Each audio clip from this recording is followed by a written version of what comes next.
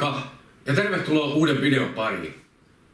Pitkän harkinnan jälkeen tässä kävi niin, että tuli hankittua uusi kamera ja tehdään sille unboxing.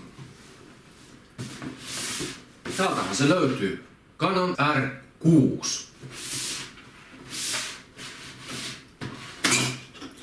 Ei vanhassakaan mitään vikaa ollut, mutta ajattelin, että tässä on kehuttu sitä tarkennushässäkkää, että osuu ehkä vähän paremmin sitten tarkennukset kohdalleen.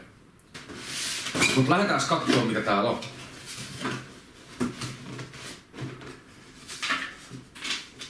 Täältä löytyy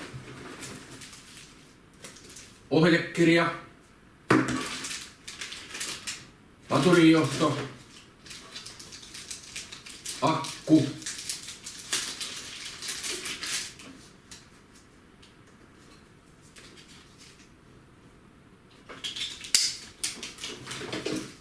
laturi.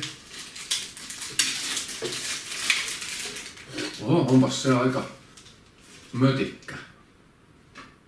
Mut hieno, hyvä.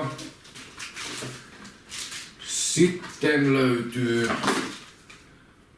niskahihna. Ja täältä se nyt paljastui. Katsotaan se ensin mikä tää. Ja kun toi on se, joo. Tää oli siis se vanhempaa mallia oleva Mark 1. Ja tää on semmonen halvennustuote, niin tässä tuli mukana objektiivi. Mites se saadaan pois? Tällainen Canonin 2405.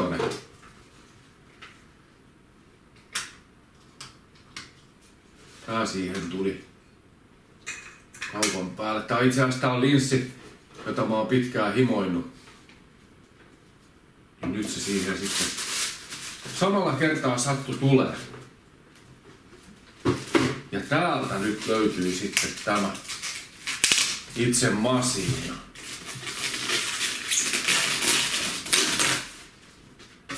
Näin. Wow. Se on kyllä hieno. Kääntyvä näyttö. Kääntyy joka suuntaan. Sitten tässä on se hyvä puoli. Tässä on muistikortti ST, X, C vai H, joku. Mutta niitä on kaksi.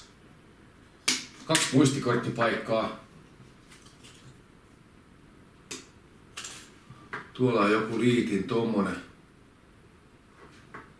En tiedä mikä se on. No se selviää sitten kyllä tuolta ohjekirjaa kun lukee. Virta päälle pois. Joo. Tässä tämä tuntuu sopii ainakin omaan käteen tosi hyvin. Peilitön kamera. Ja jos nyt katsotaan, mulla on täällä tää M50, niin onhan siinä koko ero. Tää on ihan hyvä kamera ollut, mutta tää on mun käteen jotenkin vähän pieni. Niin onhan tää R6, tää on valtava verrattuna tähän. Mut täyttää oman käden täydellisesti. Sitten jos verrataan tuohon vanhempaan, mulla on täällä vielä tää mun kivikautinen tää 500D, niin nyt me huomataankin, että otetaan tuosta tuo objektiivi pois. Nyt me huomataankin, että enää siinä ei olekaan niin valtava ero. Ne on itse asiassa melkein samankokoisia. Sisältö on onneksi kuitenkin päivittynyt. Yes. Siinä Canon R6 ja 24-105 millinen objektiivi. Näitä lähdetään sitten testailemaan. Mutta koska vähän innostui, niin tulihan sitten hankittua tämmönen 35-kin f1.8. Canonin linssi tämäkin. Tässä ei varmaan kauheasti ole unboxattavaa, mutta otetaan se nyt pois täältä paketista. Paketti on tyhjä.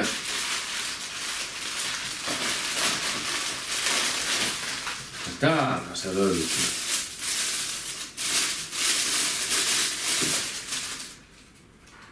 Näin. Siinä Canonin, missä se lukee? 35 millinen.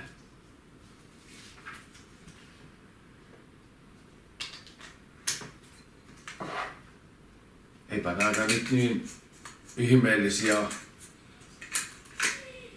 Sisältöhän niissä on erilainen kuin... Niin, jokaisen sisältö on erilainen. Ja sitten löytyy Canonin 50 millinen linssi. Katsotaan mitä täällä on. Todennäköisesti tommonen musta tötterö, niin kuin tuossa edellisessäkin. No, mutta tää on pakattukin erilainen. Täällä ei ole tätä kuplamuovia niin paljon. Täältä tämä löytyy. Ja tää onkin varsin pieni. Canonin 50 millinen. Tää onkin hassu. Jos katsoo, se on melkein puolet pienempi kuin toi 35 jostain syystä. Ja sitten vielä yksi. 85 millinen. Mutta tää onkin F2. Näitä ei ollut 1.8. Mutta se ei meidän menoa haittaa. Täältähän se löytyy. Ja tää tulee täältä suoraan. Näin. No niin, tässä on taas melkoinen pötikkä. Canoni 85 millinen. Täällä on kuvanvakaaja tässä objektiivissa itsessään.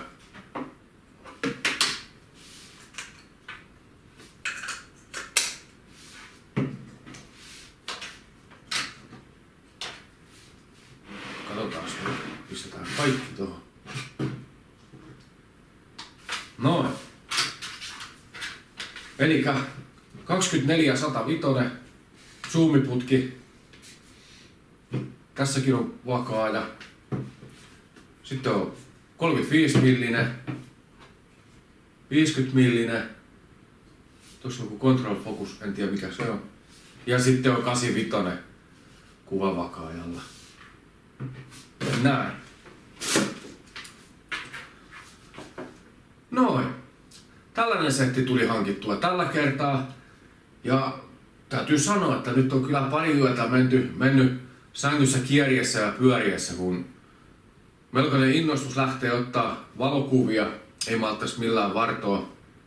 Jotenka ei varata sen enempää. Pistetään akkulataukseen ja lähdetään koittaa. Kiitos kun katsoit video.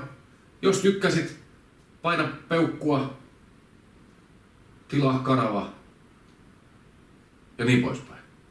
Hyvä, seuraava video. Moikka!